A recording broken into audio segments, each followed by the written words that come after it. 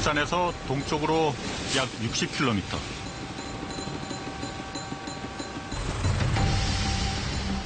(2004년) 발견된 우리나라 유일의 동해 가스전입니다. 해저 약 2,000m에서 저희가 그 가스하고 원유를 생산해내고 있습니다. 천연가스와 석유의 일종인 초경질류가 나옵니다. 물과 섞어보면 경계면이 뚜렷합니다. 자동차 원료로도 하루에 뭐 3만 대 정도 하고 우리 집은 가정용으로 정유 이런 쪽에도 같이 쓰이고 있습니다. 꽤 많네요, 그래도. 예. 그래 저 가스도 마찬가지로 우리 가정용으로 한 하루 분량으로 30만 가구 정도 쓸 수 있는 가스가 생산된다고 알고 있습니다. 그러나 벌써 16년이 흐르다 보니 이제 가스가 고갈될 날도 얼마 남지 않았다고 합니다. 종료 시점은 2022년 6월로 지금 계획하고 있고요. 해저의 압력이 다 고갈되게 되면 생산을 더 이상 할 수가 없습니다. 그럼 한 2년 남은 거네요, 그러면? 예, 맞습니다. 동해 가스전이 있는 이곳은 대륙봉 제6광구. 여기서 남쪽으로 약 400km 떨어진 곳에 대륙봉 제7광구가 있습니다.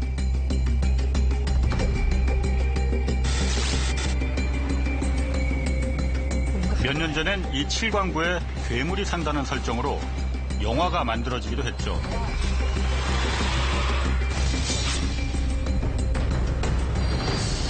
칠광구, 실제 있는 곳입니다. 지금도 말이죠.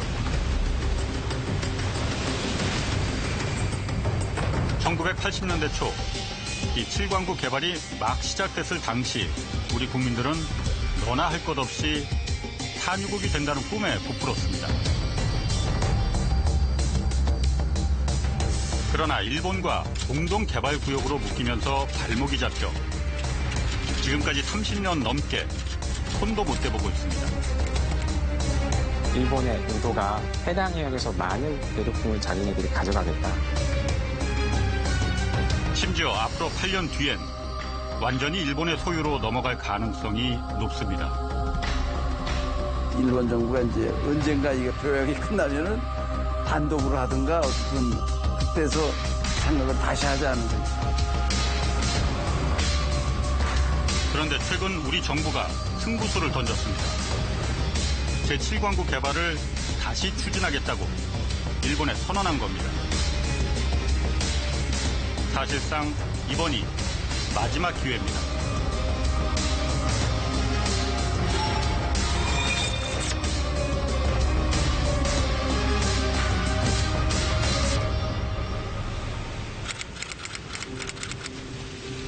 (1968년) 유엔 산하 아시아 경제개발위원회가 동중국해 대륙붕의 해저 자원을 탐사합니다. 당시 탐사팀을 이끈 에머리 박사가 이 탐사 결과를 작성한 보고서입니다. 타이완에서 일본 사이 대륙붕에 세계에서 가장 풍부한 석유 자원이 매장돼 있을 가능성이 있다고 기록하고 있습니다. 그래서 중국이 그때부터 생각구에 대해서 눈독을 들이기 시작한 거예요. 그전에는 중국이 생각구에 전혀 관심이 없었습니다. 동기가 바로 자원인 거죠. 대륙붕 자원. 2004년 미국 우드로 윌슨 국제연구소가 발표한 이 보고서엔 동중국해 석유 매장량은 1,000억 배럴, 특히 천연가스는 210조 톤으로 사우디아라비아의 10배에 이를 것으로 추정했습니다.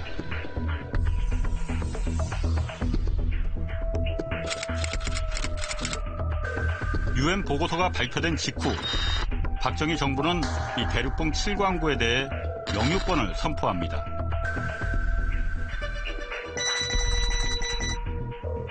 사실 지리적으로 보면 일본에 가깝긴 하지만 한반도 아래쪽으로 이렇게 쭉 한 덩어리로 연결돼 있으니 여긴 한국 땅이다라고 주장할 수 있었던 거죠.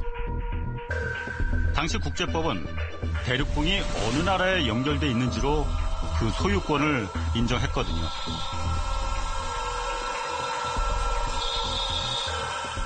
그때는 법적으로는 우리의 논리를 부정할 수 있는 근거가 하나도 없었어요. 예. 일본으로서는 우리의 주장을 부정할 만한 법적 근거가 없어. 일본 입장에선 오키나와 앞에 있는 긴 해구, 즉 바다 계곡이 대륙붕을 끊어놓고 있습니다.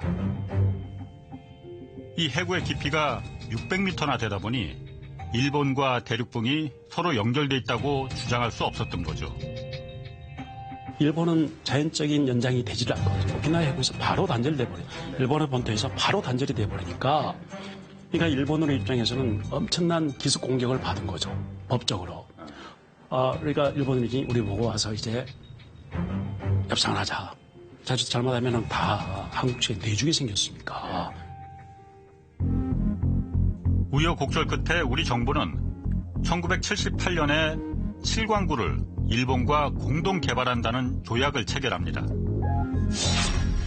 약간 말썽 있는 그런 지역입니다. 양국이 서로, 우리 한국 측에서는 우리 해석들이 해서 그것이 우리 해역이다. 일본 측에서는 일본 대륙붕에 속한다. 그런 말썽이 있어서 양국 간이 그동안 오래 절충을 하고 교섭한 결과, 그러면 이 지역은 한일 간에 공동 개발을 하자. 이렇게 합의를 해서 이후 칠광구라는 이름도 JDG, 즉 한일 공동 개발 구역으로 바뀝니다. 이 협정을 체결할 당시에 한국은 사실은 대륙붕을 개발할 자본도 없고 기술도 없었거든요. 우리가 갖고 있는 것은 법적인 권리뿐이었습니다. 반면에 일본은 자본이 있고 기술이 있고.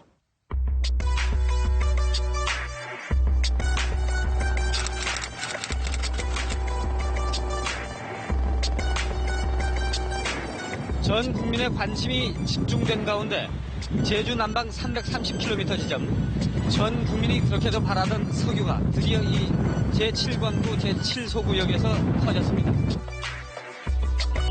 한일 양국은 공동 탐사로 JDG 내에서 7곳을 시추했고, 이 가운데 3곳의 시추공에서 적은 양이긴 하지만 석유와 천연가스를 발견했습니다. 얼마 전에 가스가 한참 많이 나왔다고. 예, 가스가 많이 제가 직접 확인도 해보고 이래 해봤는데, 그 대신 여기 샘플 치리즈 박사께서 이것은 국비로서 투자했기 때문에 아직까지 1급 비밀로 하겠다, 이렇게 되어 있습니다. 지금.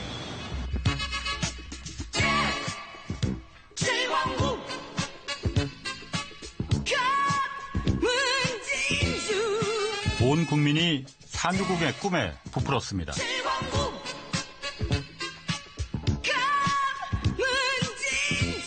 칠광구가 검은 진주라는 이 노랫말처럼 곧 부자 나라가 된다고 다들 믿었습니다. 경자부 장관님이셨어요. 그 장관님께서 스크린에서 브리핑을 하시면서, 자, 우리가 계획을 짭시다 이러더라고요. 그래서 무슨 계획을요? 그랬더니, 칠광구에서 기름이 나오는데 전 세계에서 기자들이 다 모일 거래요. 그러니까 한 달 동안만, 딱 한 달 동안만 우리 숨어 있다가 오게요. 그러더라고요. 그래서 저 정말 흥분했어요. 그러나 거기까지였습니다. 1986년 일본은 느닷없이 JDG 개발을 중단한다 선언하고 철수해버립니다. 우리 정부는 단독으로라도 개발을 계속 이어가길 원했으나 불가능했습니다. 양국이 맺은 조약이 발목을 잡았습니다.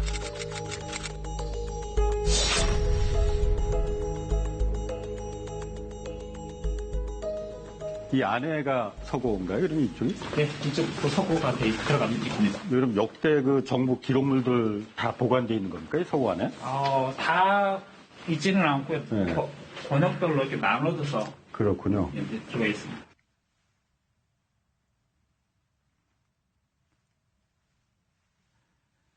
(1978년) 맺은 한일 대륙붕 공동개발 조약 원본입니다.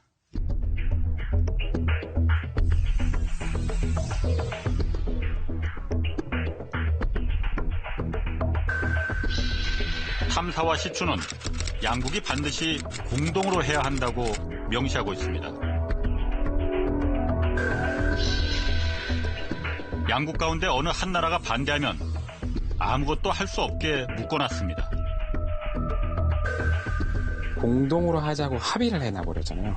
탄성파 탐사부터 시작해서 불차 모든 거를 공동으로 해야 되는 거죠. 조약 문헌에 따르면 그렇습니다. 이 조약에 묶여 지난 34년 동안 시추 한번 못 해보고 허송세월을 보낸 거죠. 지금 돌이켜보면은 우리가 왜 그런 조약을 그때 넣었을까 이렇게 생각하지만은 양측이 그때는 합리적으로 결정한 사항이었다고 보고 특히 우리 경우에는 일본이 그 압도적인 우월한 기술력과 자본을 이용해서 일방적으로 하는 거를 우리가 견제할 수 있는 수단으로도 필요하지 않았을까 이렇게 생각을 합니다.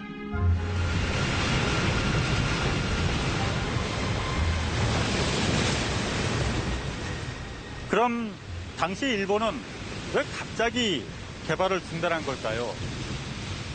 표면적인 이유로 내세운 건 경제성이 없다는 거였습니다. 애초에 이 7광구 JDG에 어마어마한 유전이 있을 것으로 기대했었는데 막상 조사해 보니까 돈 들여서 개발할 만큼 그렇게 경제성이 있지는 않더라 하는 거였습니다. 그런데 일본의 이 말을 액면 그대로 믿기 힘든 이유는 일단 이 JDG 전체 면적이 우리나라 남한 크기 정도 됩니다. 이 넓은 면적에 시추공을 겨우 7개 뚫어본 거거든요. 게다가 적은 양이긴 하지만은 3개의 시추공에서는 석유와 가스가 발견되기도 했습니다. 일본에겐 다른 독점이 있었습니다.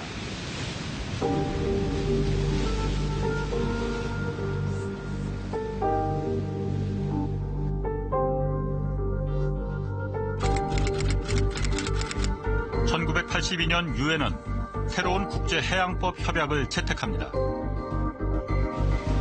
이른바 200캐리 배타적 경제수역이라는 개념이 이때 도입됐습니다.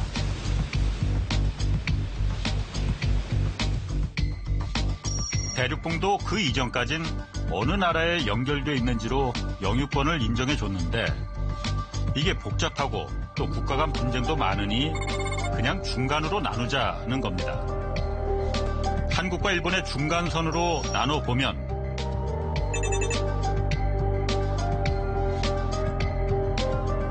JDG 거의 대부분이 일본 소유로 돌아갑니다. 국제재판 판례가 그렇습니다. 그리고 특히 그런 마주보고 있는 지형에 대해서는 제주도하고 규슈가 마주보고 있습니다. 그런 지형에 대해서는 그 등거리선 원칙이 적용된다. 그게 거의 확립된 판례입니다. 우리에겐 굉장히 불리한 거네요, 그러면. 사실상 이제 그런 면에서 보면은 한국으로서는 좀 이제 불리하다고 볼 수가 있죠.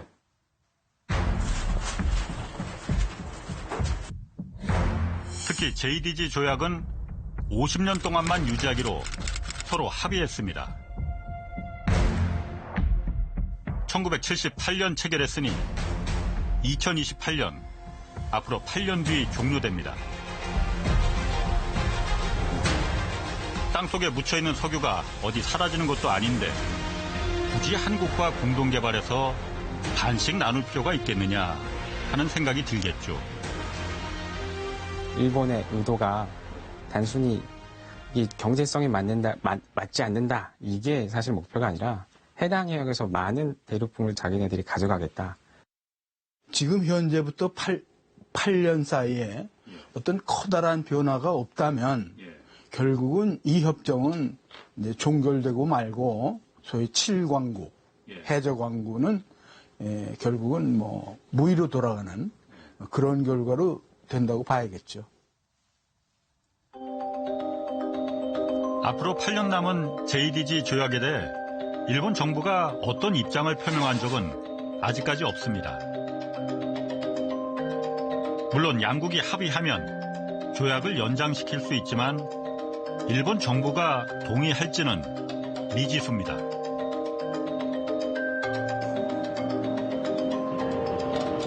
취재팀은 일본 소피아 대학 카네하라 아츠코 교수를 찾았습니다. 일본 해양정책본부가 법적인 자문을 구하는 10명의 민간 자문위원 가운데 한 사람입니다.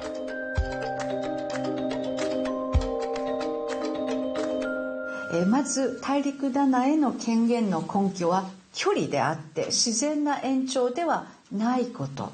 境界画定の国際法規則は中間線がまず引かれるということ。その国際法は踏まえる、考慮してそれに基づいた交渉と新しい条約を結ぶのは望ましいと思います。私は国際法を守る日本政府としては当然のことだと思います。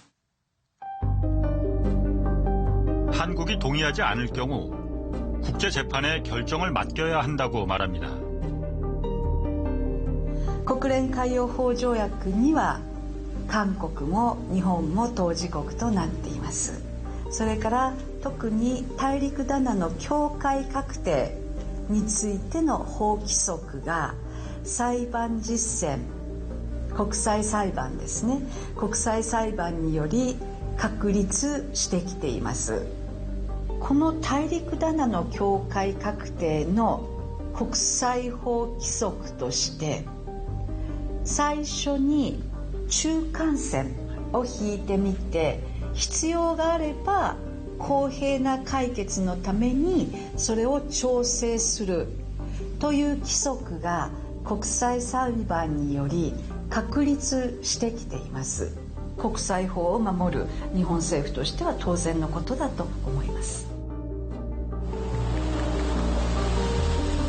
조약이 종료된 다음 국제재판으로 가면 우리에겐 당연히 불리합니다. 외교 당국 간의 경제 획정 같은 경우는 합의가 불가능한 경우가 많습니다. 그 비판 그렇기 때문에 좀 그런 데서 그런 그 정치적 국내 정치적인 그 영향에서 벗어나서 할 수 있는 소위 그 제3자 좀 중립적인 그런 그 국제 재판을 통해서 해양 경계 획정을 하는 게 상당히 지금 뭐 대세가 되고 있습니다. 재판으로 가는 경우에는 우리는 바람직하지 않은 거 아니에요? 물론 지금 그 부분에 대해서 우리가 많은 부분을 갖다 이룰 수 있기 때문에 뭐 그거는 맞습니다만은 현재 어쨌든 국제법 추세는 그렇습니다. 그리고 그때부터 일본은 속내를 드러낼 것이란 분석입니다. 2028년 이후에 이게 협정이 안 되면 일본은 거기 적극적인 개발 행위를 할 거라는 거예요? 예, 당연히 할 거라고 예상을 합니다. 일본 입장에서는 협정을 파기를 했기 때문에 사실상 유지를 안 한다는 입장을 취했기 때문에 해당 지역에 대한 적극적인 관할권 행사를 할 가능성이 굉장히 농후합니다. 그 방법으로는 뭐 석유가스를 개발하기 위해서 시출을 한다든가 시설물을 설치하든가 이런 행위들은 직접적으로 우리의 해양 권익을 침해할 가능성이 농후해요.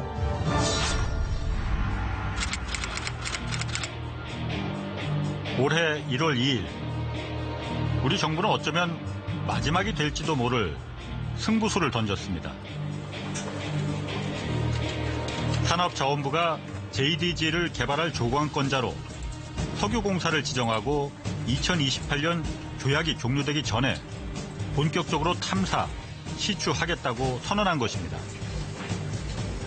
충분히 해볼 만하다라고 이제 데이터가 좀 노후돼 있고 시추도 오래전이었고 사이즈믹 데이터도 70년대, 80년대 취득된 데이터보다 보니까 약간 좀 아쉽긴 하지만 그래도 충분히 이제 가망성이 있다라고 생각을 하고 저희도 관건을 취득을 했습니다.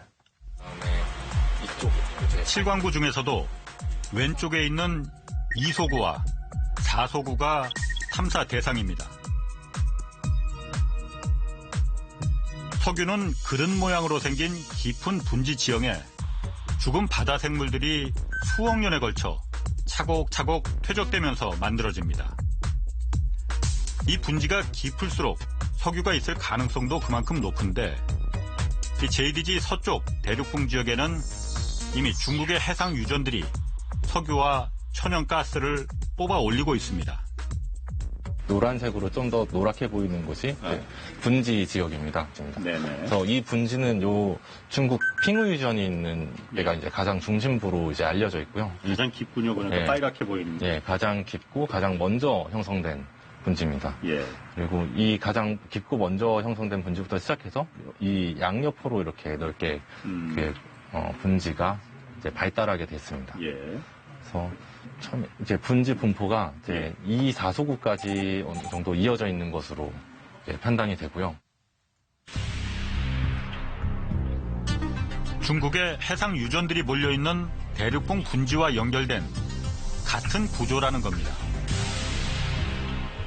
네, 그게 석유 시스템이라고 하거든요. 같은 시기에 같은 방법으로 유기물이 쌓여서 이제 같은 비슷한 시기 동안에 성숙이 되고 이동이 돼서 이제 석유 가스가 직접될 수 있다. 같은 석유 시스템이 작동될 수 있다라고 생각을 합니다. 석유공사는 과거 탄성파 탐사한 자료를 근거로 이 지역에 최소한 5개 이상의 유망한 구조가 있을 것으로 분석하고 있습니다. 만약에 이제 가스가 들어있다고 치면은 주변에 이제 물로 채워져 있는 지층보다는 밀도가 현격히 떨어지게 되니까 이런 강한 이제 신호를 이제 저희가 받아볼 수 있고요. 그 좀 붉은색으로 돼 있는 거 그걸 말하는 건가요? 예. 그럼 저기서 주황색이나 저 붉은색으로 보이는 게 밀도 차이에 의해서 저기는 그냥 물이나 땅이 아니고 다른 석유나 가스일 가능성이 있다라고 이제 판단을 하는 거죠. 예, 맞습니다. 문제는 일본이 동의하는가입니다. 조약상 일본도 개발에 동의해 조광권자를 지정해야만 한국이 탐사든 시추든 할 수 있습니다. 이번에도 그럼 일본이 조광권자를 지정을 안 하면 어떻게 되는 겁니까? 지역 내에서 탄성파 자료 취득을 하거나 시추를 하거나 하는 것들은 어려워지는 겁니다. 조약 때문에 그렇습니다. 지난 2월 말 우리 외교부는 일본 외무성에 한국의 개발 결정을 통보하고 일본도 JDG 개발에 참여할 조광권자를 지정해 줄 것을 요청했습니다. 일본의 답은 아직 오지 않았습니다. 통상 3개월 안에 가부를 통보해 주도록 돼 있으니 늦어도 5월 말까지는 답이 올 것으로 예상됩니다. 취재팀은 일본의 자원개발 담당 부처인 경제산업성 그리고 외무성에 한국 정부의 탐사 재개 요청에 대한 입장을 물었습니다.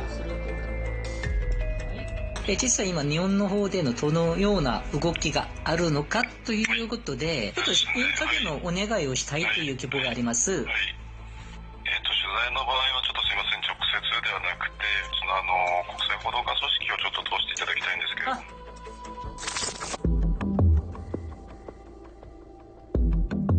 그러나 모두 취재에 응하지 않겠다고 밝혀왔습니다. 현 시점에선 취재팀의 질문 내용들에 대해 답할 수 없다는 이유였습니다.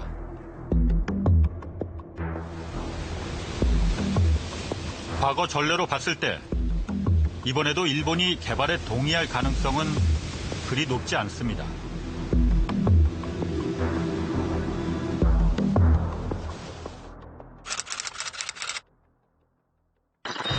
정부가 JDG, 즉 한일 대륙봉 공동개발구역에서 일본과 공동 시추에 나서는 방안을 추진하기로 했습니다.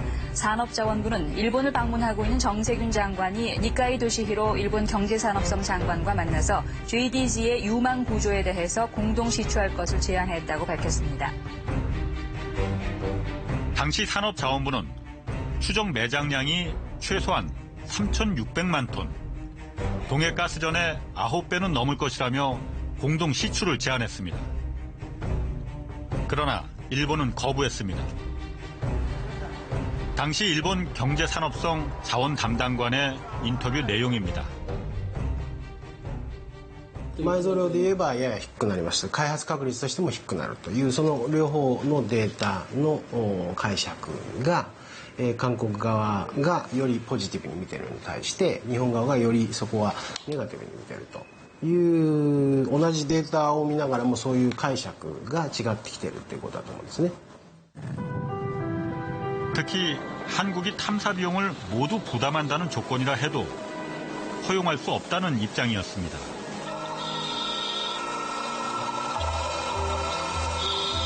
한국でその JDS に対してはものすごく経済性があるという、やっぱり韓国が単独で、ね、これの開発をするということになればどうなるんでしょうか。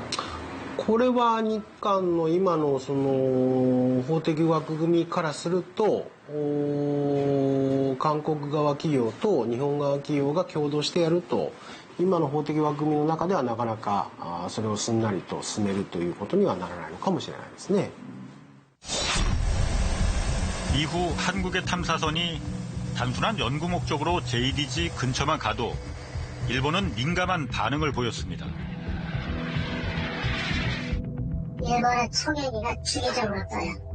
아, 그 탐사를 목적으로 해서 들어간 게 아니었는데도 그러니까 초계기가... 그렇죠. 네. 1980년대에 비해 지금의 석유 탐사 기술은 비교할 수 없을 정도로 발전했습니다. 그 당시의 기술은요, 그냥 아무것도 아니었어요. 그냥 지금 말하면 우리 대학생들도 다 할 수 있는 프로세싱이고, 굉장히 그 자료도 나쁜 데이터고, 자료의 용량도 크지 않고 그래서. 資源エネルギーに関する調査会を開会いたします。秋田大学大学院荒戸博之君。需要自体がですね。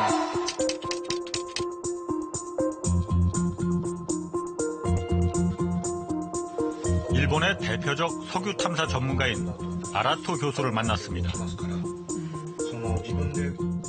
資源がないというふうに証明はされてない。逆にある場所があるんだということは証明されてるわけですね。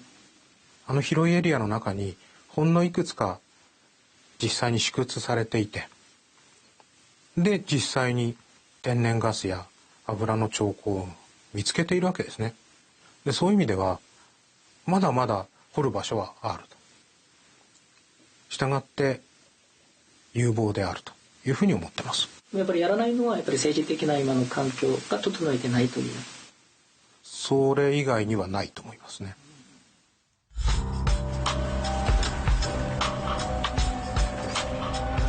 경제성에 대한 판단도 과거와는 달라질 수밖에 없습니다. 1993년 당시 한국 정부의 요청으로 열린 일본 JDG 개발 담당자들과의 회담 기록을 찾았습니다. 일본 측의 의견은 탐사 결과 어느 정도 개발할 가치는 있지만 당시 국제유가가 너무 낮아 투자 위험이 높다. 앞으로 유가가 올라가면 재개발한다는 내용입니다. 1993년 당시 국제유가는 배럴당 13달러였습니다.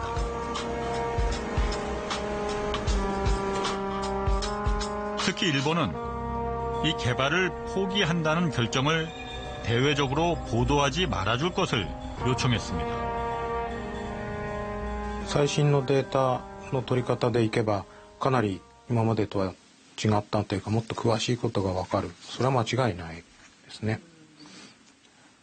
ですからその経済性云々に関してはでもその話とまた別な問題がきっとあって、そこのところはですねなかなか私なんかも分からない政策的ないろんな話がきっとあるんだろうなと思ってます。 일본이 의도적으로 시간을 끌고 있다는 우려 섞인 분석들이 나오고 있습니다. 법적인 논리가 자기들이 이제는 더 강해졌다.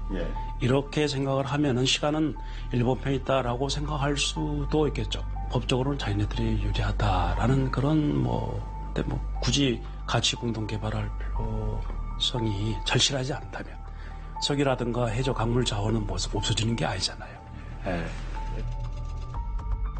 그 해역을 아무것도 안 하면 안 할수록 자기한테 유리해지거든요. 만약에 여기서 석유가 한 방이라도 나오면 이 해역은 일본이 원하는 대로 중간선으로 만약에 경계 결정을 한다고 하더라도 공동개발 구역은 만들어져야 됩니다.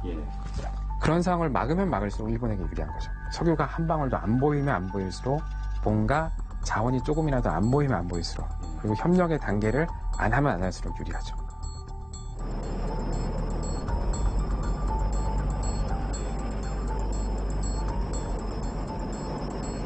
물론 일본이 다른 속셈이 있는 게 아니고 이 JDG 7광구가 진짜 경제성이 없다고 판단해서 개발에 나서지 않는 것일 수도 있습니다.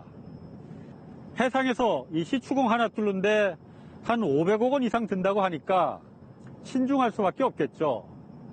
그런데 말이죠. 일본의 이 논리가 맞지 않고 또 이중적이라는 걸 보여주는 단적인 사건이 하나 있었습니다. JDG 서쪽, 중국 해역에 있는 대륙붕엔 중국의 해상 유전이 4개 가동 중입니다. 여기서 생산된 석유와 천연가스는 해저 파이프라인으로 상하이를 통해 중국 전역에 공급됩니다.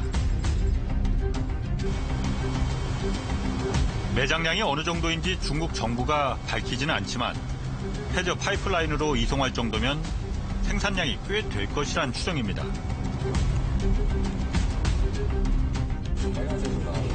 그런데 2004년 중국은 JDG에서 약 10km 떨어진 지역에 롱징이라는 또 다른 유전 개발을 시도했습니다. 그 JDG 바로 옆이네요, 그 롱징은. 예. 그래도 이제 중심부랑은 조금 거리가 있는데 또 이것도 이제 중국에서 가스 발견에 성공을 했다고 지금 발표를 했고, 일본 정부가 강하게 반발했습니다. 롱징 유전의 분지 지형은 일본 해역으로 연결돼 있어 중국이 롱징 유전을 가동하면 일본 해역의 석유 자원까지 함께 빨려갈 수 있다는 거였습니다. 이른바 빨대 효과입니다.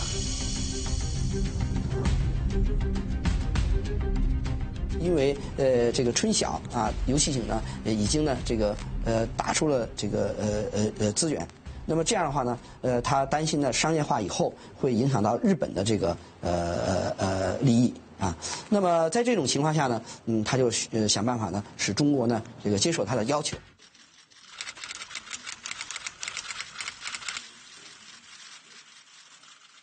東シナ海における協力につき、日中間で政治的合意に至りました。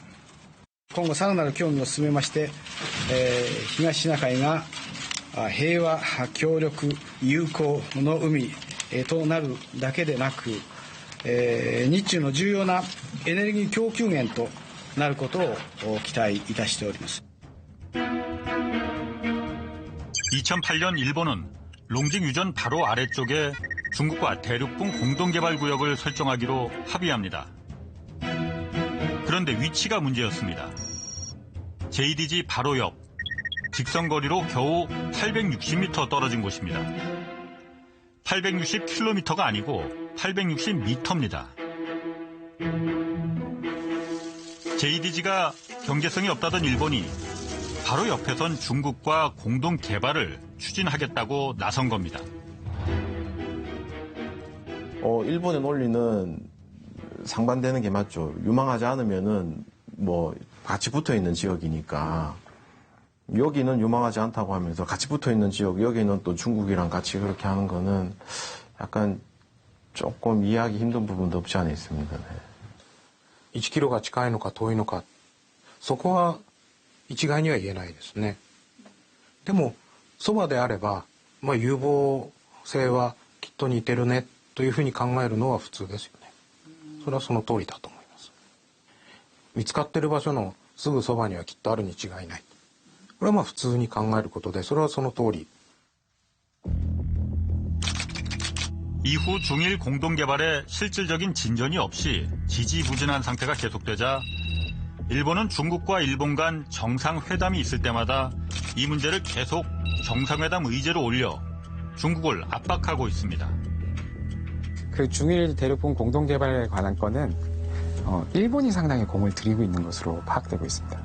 그런데 이제 우리에 대해서는 그렇게 태도를 취하면서 중국에 대해서는 공동개발하자고 공을 들이는 그런 상황인 거죠. 한국보다는 중국이 중요한 거죠. 최악의 경우는 2028년 한일 간 조약이 종료되면 일본이 한국은 배제한 상태로 JDG 전체 지역을 중국과 공동 개발하자고 나설 가능성도 있다는 겁니다. 경계해야 될 시나리오라고 봅니다. 그 부분 충분히. 왜냐하면 일본은 중국하고 다오이다오 센카쿠 문제 때문에 상당히 격렬하게 상호 간에 다투고 있고 또 이제 인도 패시픽 전략이라던가 해서 중국을 포위하는 전략들을 구사하고 있음에도 불구하고 경제적 협력은 유대해야 되는 얘기를 계속해서 얘기하고 있거든요. 그런 측면에서 공동개발도 중국을 향해서 손을 뻗을 수 있는 그런 충분한 상황이죠. 다만 이 같은 상황은 일본에게도 매우 큰 도박이 될 수 있습니다. 그런 경우의 수도 중일 간 이 합의 수역을 설정하는 단계로 보건대 충분히 예측 가능하죠. 하지만 그게 일본한테 유리한 경우의 수가는 일본도 고민이 많을 겁니다. 만약에 이 현재 형성이 된 한일 간 제리접정 수역을 대상으로 해서 중국한테 내밀기에는 이 동북아의 지정학적 질서가 너무나 큰 위험 요소를 일본한테 줄 수 있기 때문에 일본 입장에서는 쉽게 제한이 불가하지 않을까 생각을 하죠. 8년 뒤 조약이 종료되는 시점, 또 다른 중요한 변수는 바로 중국입니다.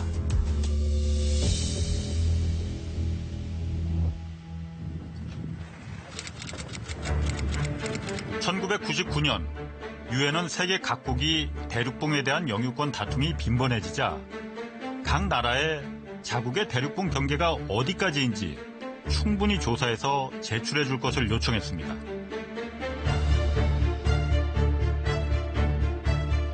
우리 정부는 2012년 한국의 대륙봉 경계가 JDG가 끝나는 부분까지라고 문서를 제출하면서 유엔에 심사를 요청했습니다.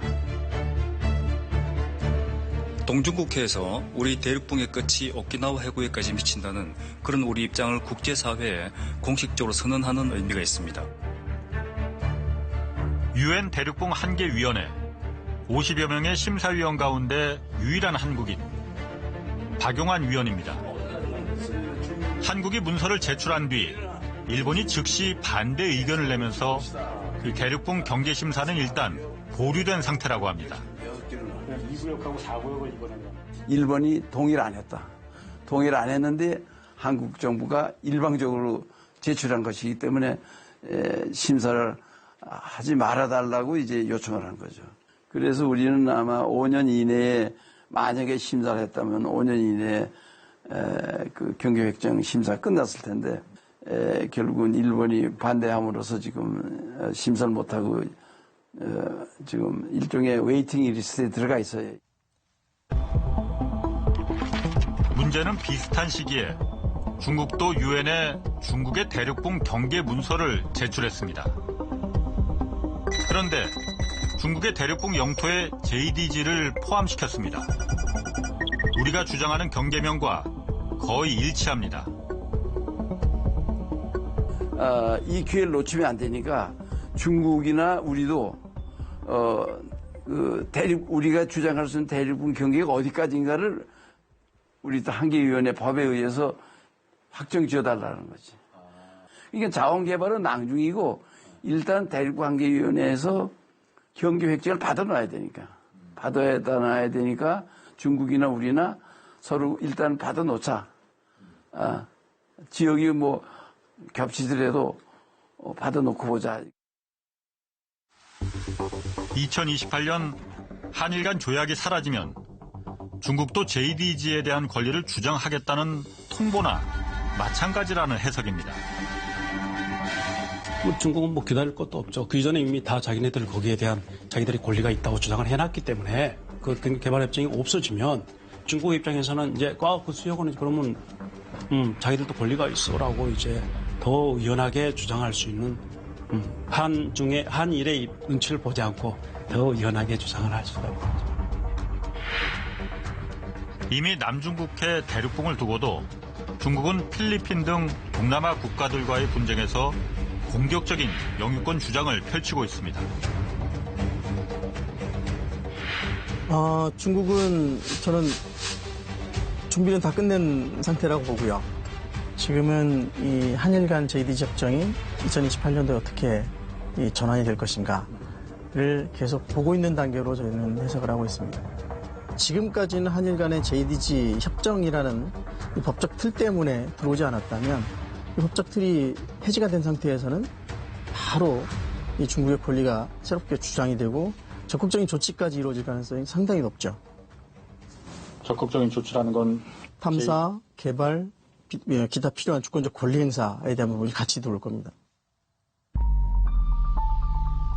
남은 시간이 우리에겐 충분치 않습니다.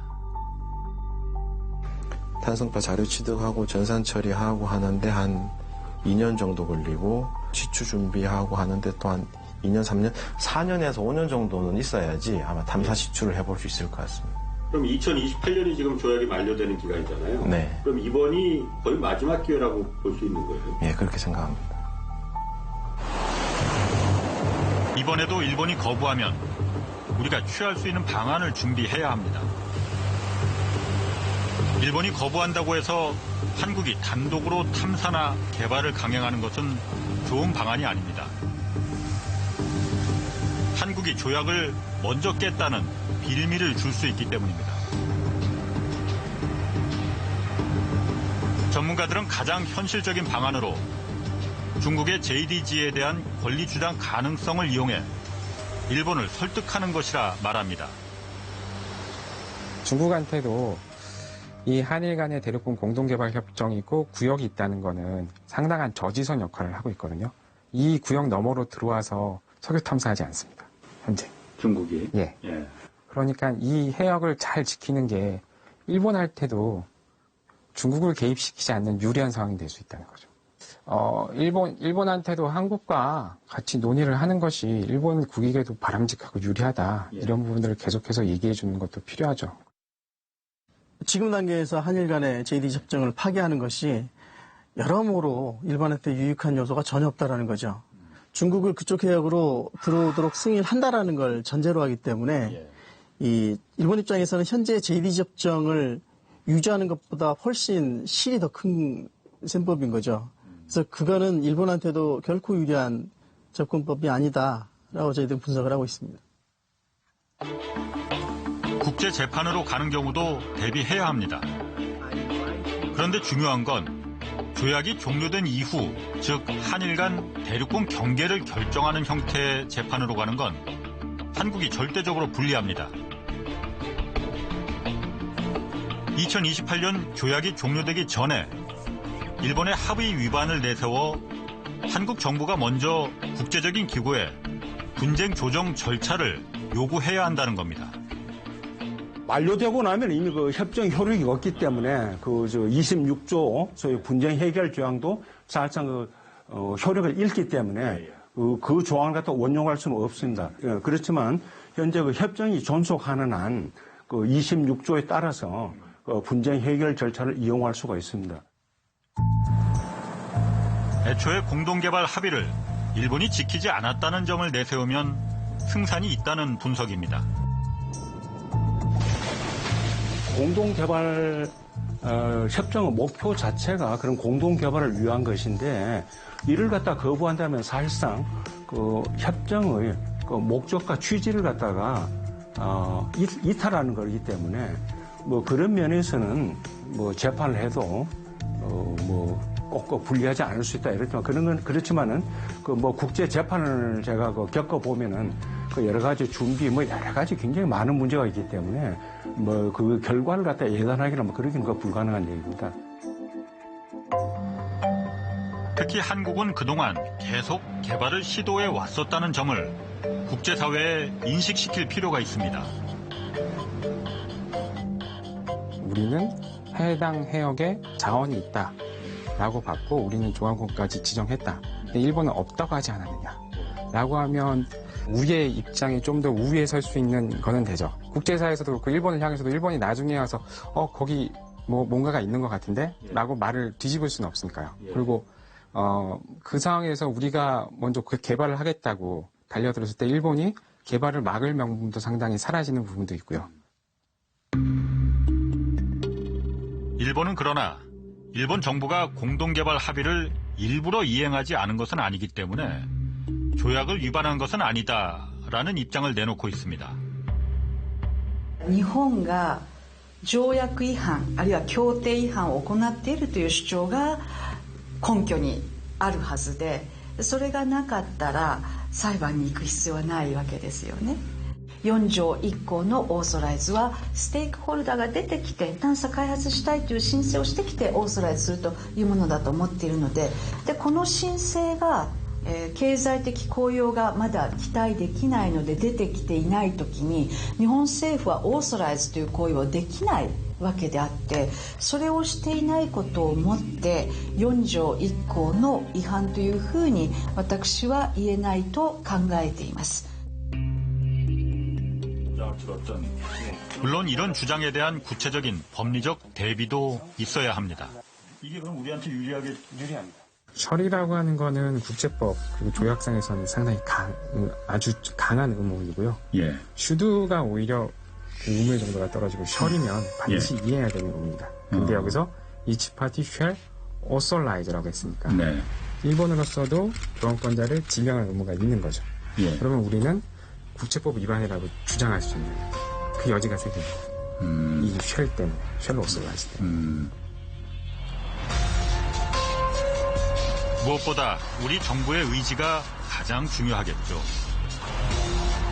이번 취재 과정에서 주무부처인 산업자원부와 해양수산부, 외교부 모두 인터뷰는 물론이고 정부가 어떤 전략 그리고 계획을 갖고 있는지 취재에 응할 수 없다고 밝혀왔습니다. 단호하지만 조용한 외교로 대응하겠다는 입장이었습니다. 그러나 이미 30년 이상을 허송세월로 보냈습니다. 영유권 문제는 침묵하는 자는 집니다. 영유권 문제. 자기 입장을 주장해야만 됩니다. 조용하다고 해서 이 주장할 것도 안 하고 가만히 있으면 그건 안 되죠. 가장 중요한 거는 뭐냐면 자원이 거기에 있다. 그 자원을 우리가 개발하겠다라고 하는 관련 국가의 의지입니다. 의지. 이게 굉장히 중요한 거야. 또 여러 정부 부처들이 관련돼 있다 보니 책임을 서로 미루기도 아주 좋은 조건입니다.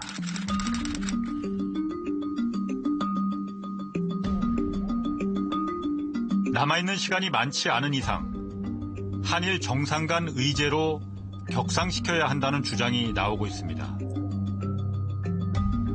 특히나 현재와 같은 분위기에서는 국장급 레벨에서 이런 큰 결정을 하기 상당히 힘들 수도, 일본 입장에서 상당히 그럴 수 있거든요. 지금 뭐 한국에 대한 감정도 있기 때문에 정상회담 주제로 올리는 것도 저는 방법이라고 생각을 하고요.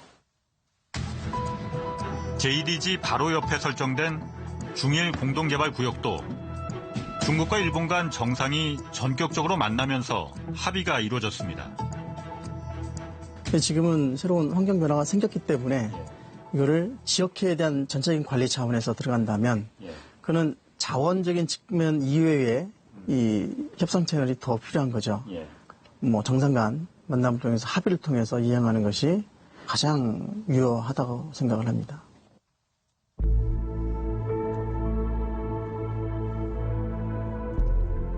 가깝고도 먼 나라 한국과 일본. 여러 가지 이슈가 항상 끊이질 않았습니다. 그러나 실광구 문제는 그간의 이슈들과는 결이 좀 다른 문제입니다. 그러한 문제들은 과거와 연결된 문제였었거든요. 하지만 이 문제는 미래와 연결된 문제. 지금 우리 현 세대뿐만 아니라 일본도 그렇고 우리도 그렇고 이게 이러한 자원을 우리가 공동으로 활용할 수 있고 또 확보할 수 있다면은 그거는 자손들에게 또 후손들에게 물려줄 수 있는 커다란 자산이 되지 않겠습니까?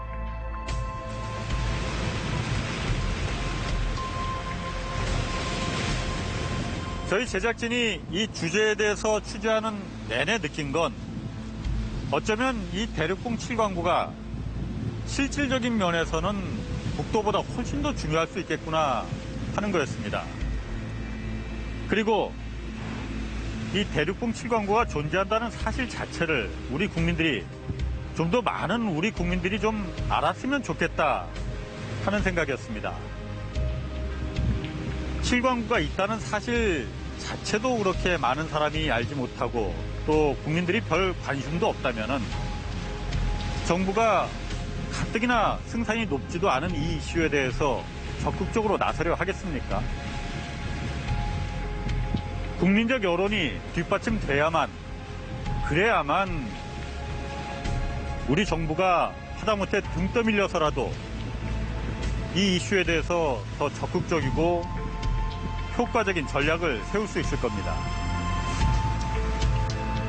7광구 JDG 조약이 종료되는 시점은 2028년 6월 22일입니다. 앞으로 정확히 8년 3개월 남았습니다.